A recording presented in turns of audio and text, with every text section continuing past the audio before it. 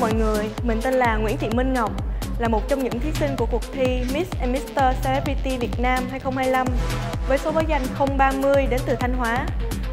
Với Ngọc, Warrior Beauty, vẻ đẹp chiến binh, làm sức mạnh nội tâm và nghị lực. Bản thân Ngọc mong muốn là lan tỏa tinh thần, dám bước ra khỏi vùng an toàn và đương đầu với thử thách, yêu thương chính mình và truyền cảm hứng để cộng đồng cùng nhau tự tin, mạnh mẽ và nhân văn hơn.